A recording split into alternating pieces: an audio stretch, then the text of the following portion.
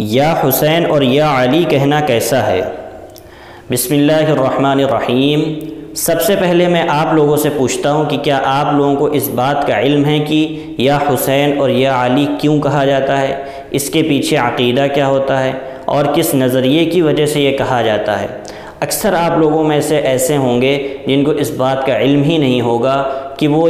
کس عقیدے کی وجہ سے یہ الفاظ بولے جا رہے ہیں۔ تو سب سے پہلے وہ عقیدہ جانیے، وہ نظریہ جانیے، اس کے بعد پھر بتاتے ہیں کہ یہ بولنا جائز ہے کہ نہیں۔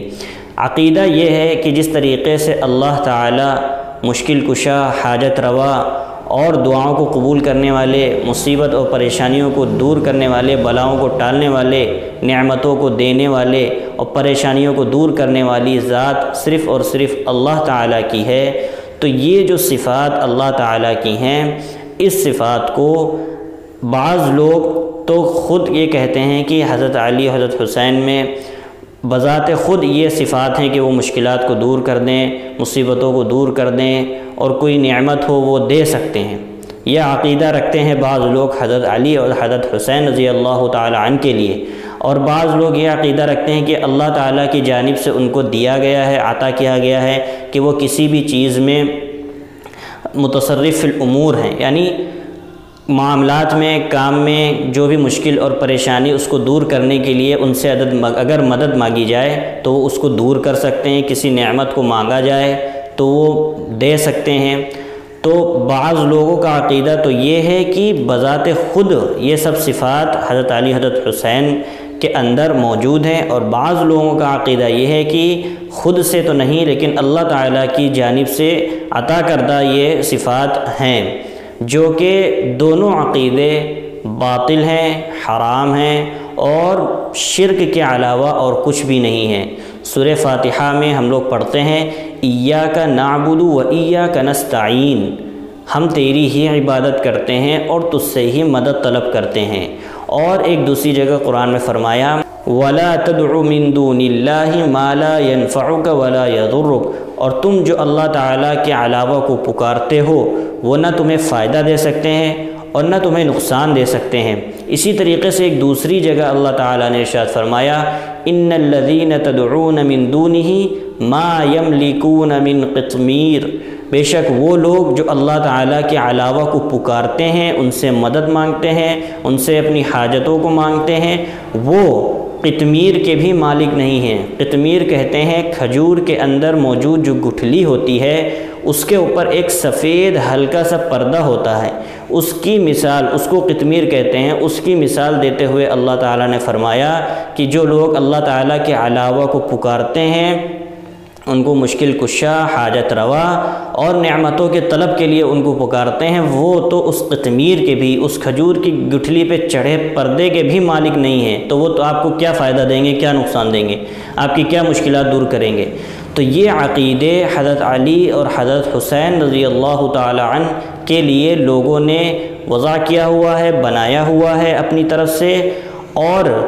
اس عقیدے کو مان کر، اس عقیدے کو دل میں رکھ کر، اس نظریے کو دل میں رکھ کر یا حسین اور یا علی یا غوث، بزرگان دین کے لیے بھی یہ عقیدہ رکھتے ہیں، یا غوث یا بابا فرید، اس طریقے کے الفاظ اس عقیدے کو رکھ کر بولے جاتے ہیں جو کہ حرام ہے اور شرک ہے۔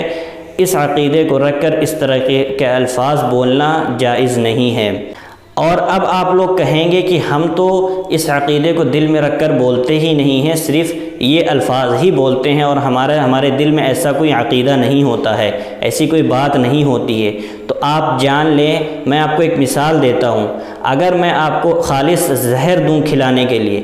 تو آپ منع کر دیں گے، آپ زہر کھانے سے منع کر دیں گے کیونکہ آپ کی جان چلی جائے گی، آپ کو یہ پتہ ہے کہ اگر میں یہ کھاؤں گا تو میری جان چلی جائے گی۔ لیکن وہی زہر اگر میں کھانے میں ملا کر آپ کو دوں اور آپ کو علم نہ ہو کہ اس کے اندر زہر ملا ہوا ہے تو آپ فوراً اس کھانے کو کھا لیں گے، کھانے کے بعد آپ کی جان چلی جائے گی۔ اسی طریقے سے اگر یہ عقیدہ آپ کے سامنے پیش کیا جائے کہ کیا آپ یہ عقیدہ رکھتے ہیں اللہ تعالیٰ کے علاوہ کے لیے، بزرگان دین کے لیے اور صحابہ کرام کے لیے اور نبیوں کے لیے اور رسولوں کے لیے، کہ آپ یہ عقیدہ رکھتے ہیں کہ وہ مشکل کشا، حاجت روا ہیں،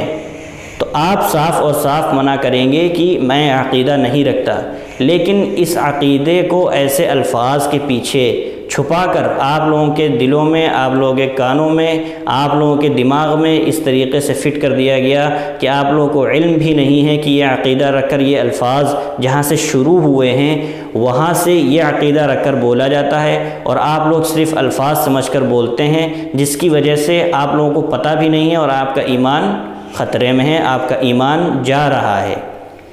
اس لیے کچھ بھی دین کے معاملے میں کچھ بھی اگر آپ بولنا چاہتے ہیں یا اپنانا چاہتے ہیں، اختیار کرنا چاہتے ہیں، تو سب سے پہلے تحقیق کریں، سب سے پہلے معتبر علماء کرام، اہل سنت والجماعت کے معتبر علماء کرام سے رابطہ کر کے ان سے صحیح تحقیق لیں، صحیح علم حاصل کریں، اس کے بعد اس پر عمل کریں۔ نہیں تو ایسے ہی جو بھی دین کے نام پر سوشل میڈیا پہ آج کل دین کی باتیں لکھی ہوتی ہیں، نیچے حوالہ لکھا ہوتا ہے، اکثریت تو غلط ہوتے ہیں، تو ایسے پہ بھروسہ نہ کریں، ایسے کو قبول نہ کریں۔ پہلے معتبر علماء کرام سے تحقیق کریں، صحیح علم حاصل کریں، اس کے بعد اس پر عمل کریں۔ نہیں تو آپ کے ساتھ ایسا ہی ہوگا کہ جب آپ روز قیامت پہنچیں گے، محشر والے دن پہنچیں گے، آپ کا حساب کتاب ہوگا، جب آپ کے آنکھوں کے سامنے سے پردہ ہٹے گا، آپ تو یہ سمجھ کر جا رہے ہیں کہ ہم تو دین کی بڑی خدمت کر کے آئے ہیں، لیکن قیامت کے دن جب آپ کے سامنے سب نامہ اعمال اور حساب کتاب کھلے گا، فَكَشَفْنَا عَنْكَ غِطَاءَكَ فَبَصَرُكَ الْيَوْمَ حَدِيدٌ، جب آج ہم پردہ ہٹائیں گے تو سب کی آنکھیں کھلی کی کھلی رہ جائیں گی، سب چونک جائیں گے کہ یہ کیا ہوا۔ تو اس لیے دین کے معاملے میں سب سے پہلے تحقیق کریں، اس کے بعد اس پر عمل کریں۔